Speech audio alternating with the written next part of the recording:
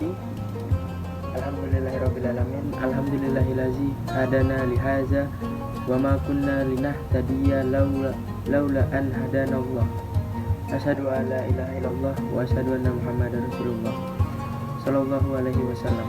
Allah Subhanahu wa taala memberikan hidayah atau petunjuk kepada manusia agar dapat memenuhi kebutuhan hidupnya, sebab Allah tidak menciptakan seluruh kebutuhan manusia secara permanen atau siap pakai.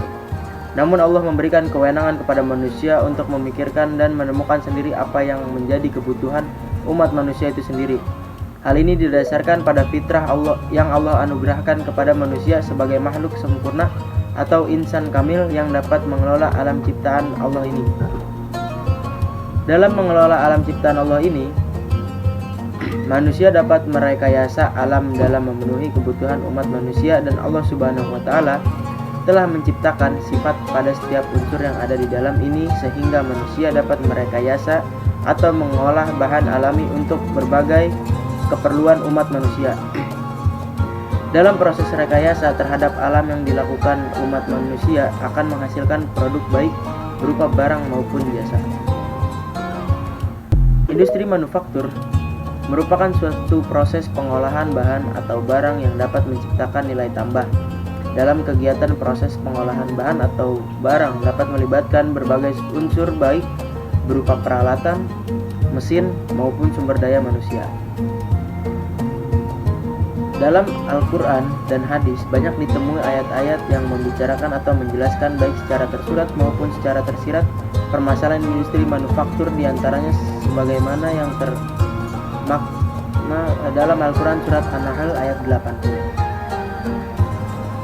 Yang artinya, dan Allah menjadikan bagimu rumahmu sebagai tempat tinggal, dan Dia menjadikan bagi kamu rumah-rumah atau kemah-kemah dari kulit binatang ternak yang kamu merasa ringan membawanya di waktu kamu berjalan dan waktu kamu bermukim, dan atau dijadikannya pula dari bulu domba, bulu onta, dan bulu kambing, alat-alat rumah tangga dan perhiasan yang kamu pakai sampai waktu tertentu. Dari paparan ayat di atas sungguh jelas bagi kita sebagai satu di antara contoh ayat yang membahas industri manufaktur. Dalam ayat ini terlihat secara jelas bagi kita bagaimana proses industri manufaktur yang cukup sederhana, yang mudah dipahami dan dimengerti oleh umat manusia. Dalam ayat tersebut terlihat jelas proses produksi dalam menciptakan nilai tambah yang sangat bermanfaat dan dibutuhkan umat manusia. Dalam industri manufaktur ada 3 unsur utama dalam pengolahan bahan baku, yaitu sumber daya manusia baik berupa ilmu pengetahuan, keterampilan, maupun tenaga kerja. Kedua, bahan baku atau bahan mentah yang masih bersifat alami. Ketiga, peralatan. Dalam surat An-Nahl ayat 80 ini sudah terlihat dengan saksama ketiga unsur industri manufaktur, yaitu pertama, bahan baku berupa kulit dan bulu binatang ternak yang masih alami. Kedua, proses pengolahan yang melibatkan sumber daya manusia atau pikiran dan tenaga, sehingga melahirkan suatu produk berupa pakaian dan perumahan yang berbahan dasar kulit dan bulu binatang ternak. Ketiga, peralatan. Dalam ayat ini secara tersirat sudah terlihat peralatan bagaimana teknik mengolah kulit dan bulu binatang ternak. Mungkin peralatan yang digunakan menggunakan pisau, parang, dan teknik pemanasan dengan sinar matahari, dan lain-lain sebagainya.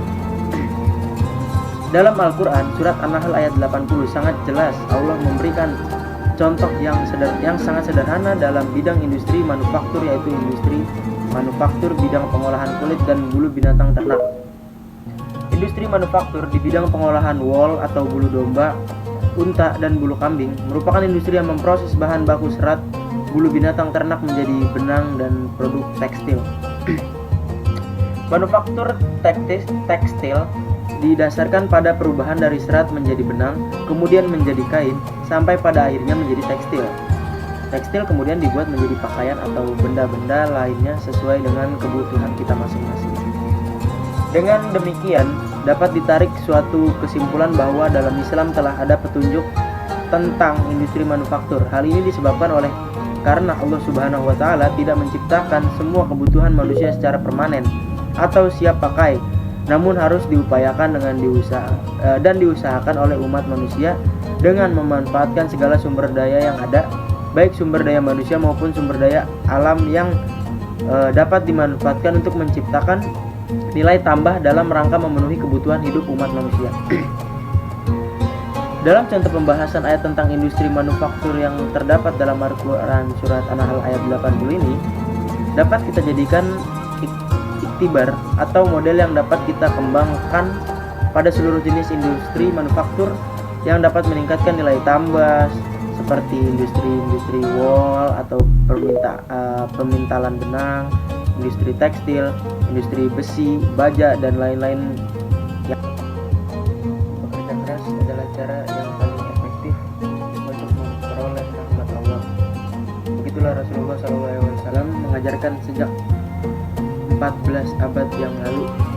Industri adalah salah satu manifestasi dari kerja keras, dan industri adalah cabang ekonomi yang tingkat perkembangan produktivitasnya lebih cepat dari perkembangan tingkat produktivitas keseluruhan cabang ekonomi. Maka peranannya dalam menciptakan produksi dan menciptakan lapangan kerja tentu lebih besar dari keseluruhan cabang ekonomi. Namun, di samping peranannya yang sangat besar terhadap kemajuan sebuah negara, industri dituduh sebagai penyebab menurunnya nasionalisme sebuah bangsa. Industri juga dituduh merugikan sektor pertanian yang karena industrialisasi ribuan hektar lahan pertanian beralih fungsi menjadi sentra-sentra industri. Benarkah tuduhan-tuduhan tersebut? Dan bagaimanakah pandangan Islam terhadap industri dan hubungan industri dengan nasionalisme dan pertanian? Industri sangat dianjurkan dalam Islam, karena industri adalah manifestasi dari kerja keras yang sangat dianjurkan oleh Islam.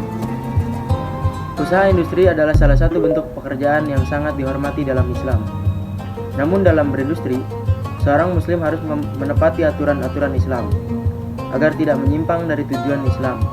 5 prinsip seorang muslim dalam aktivitas ekonominya yaitu tauhid uluhiyah, tauhid rububiyah, istiqlal, tazkiyatu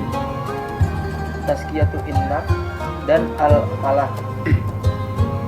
Dalam kaitannya dengan nasionalisme, Islam mengatur bahwa industri yang menyangkut kepentingan negara dan orang banyak, maka industri tersebut harus dimiliki orang banyak dan tidak boleh dimiliki pribadi, bahkan hak diberikan kepada swasta untuk bidang-bidang yang menyangkut hajat hidup orang banyak dapat ditarik kembali dan kembali dikuasai negara untuk kepentingan masyarakat jika perusahaan swasta tersebut merugikan masyarakat. Begitu juga pertanian yang menjamin pangan masyarakat, maka negara bertanggung jawab atas keberhasilan dunia pertanian. Tidak boleh ada yang dirugikan, baik pertanian maupun industri. Keduanya bisa berjalan bersama dan saling mendukung. Kemudian, industri halal merupakan proses kegiatan pengolahan barang yang didasarkan pada jaminan syariah, sehingga produk yang dihasilkannya baik atau thayyib, sehat, aman, dan tidak membahayakan. Karenanya halal untuk dikonsumsi, dinikmati, atau digunakan.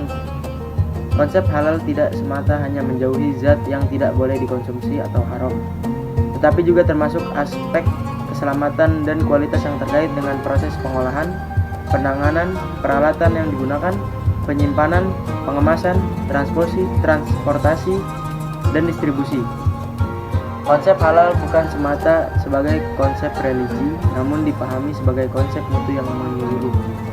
Dengan potensi perkembangan industri halal, maka sangat dibutuhkan manajemen demi menjaga eksistensi industri halal. Selain itu, perlu kajian hukum Islam mengenai manajemen industri halal, salah satunya terkait ekonomi Islam. Karena kita semua tahu bahwa kegiatan industri merupakan kegiatan yang termasuk dalam ranah ekonomi.